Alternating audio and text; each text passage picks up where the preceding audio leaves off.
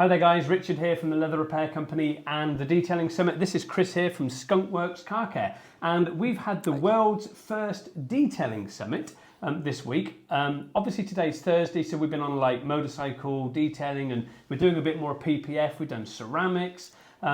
Tomorrow is leather. Sadly for him, he's not going to be here. We're going to get the tissues out because I know he really wanted to do the leather. He really did. So this is Chris. Introduce yourself, my friend. Hi, I'm Chris from Skunkworks Car Care. We're based in Runcorn. Detailing is our game. Saw the summit, detailing summit advertised. We saw that it was the first one that was advertised ever in the world. It's always a challenge for someone to organise, and it's also a challenge for people to attend. You don't know what you're going to get from the day. You don't know who you're going to meet.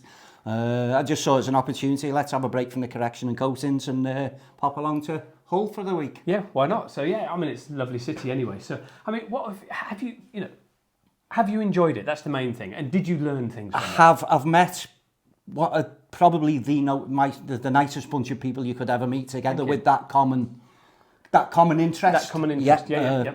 And in terms of learning, you always learn. You've no idea. I've picked up several, I'll call them snippets, they're almost nuggets to us for things that we've learned this week that I didn't know. And there's nothing wrong with that. That's what we were. Yeah, we all learn. Yeah. I spent the first day demoing some products from Flex and 3D. Again, even though I was demoing the products, I was still picking up tips from people who heard the questions were asked that got me thinking in a slightly different way.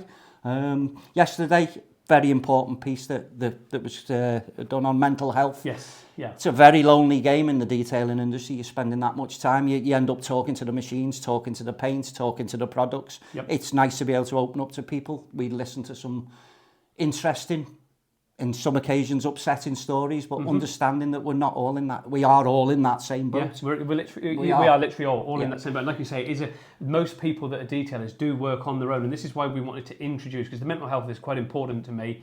It's something I'm very passionate about, and it's why I wanted to introduce it into the summits. There are people out there that want help, and they're nervous to reach out to grab that, and we wanted to bring it to them, and that's why none of that was recorded, because like we said, what happened in that room stayed in that room. It's private between all of the 27 people that were in there.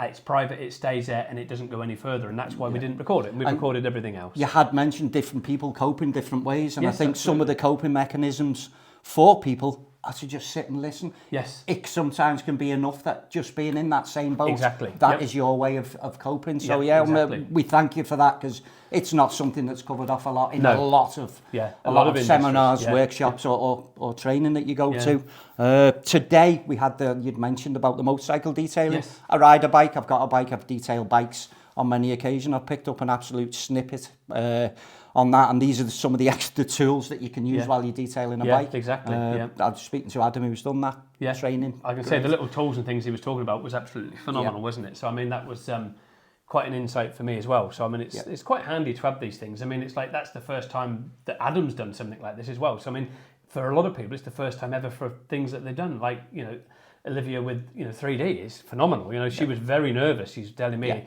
I'm not a public speaker, but she absolutely nailed it. So hats off to the girl. Olivia practiced that presentation on a 5-hour drive up here, apparently.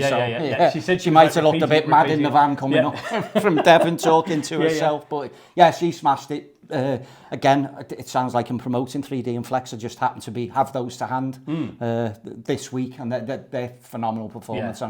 I've been able to introduce some different techniques for people using those particular products. Especially the little light gadget, but they can contact you about that if they want to get a light. There are some 3D printed tools that aren't on the market, and I just happen to have someone that we work with that produces 3D detailing products. He's called Tempers Precision. He produces them on demand. So I'm trying now to think of things I don't need but I'd like that he can actually produce for us.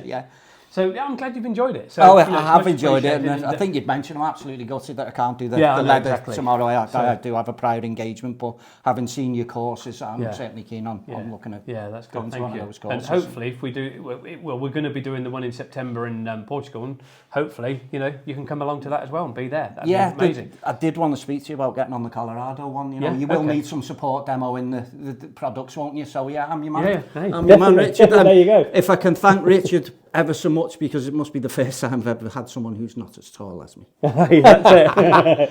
Cheers, Thanks guys. everyone. Cheers. Thank you. Thank you.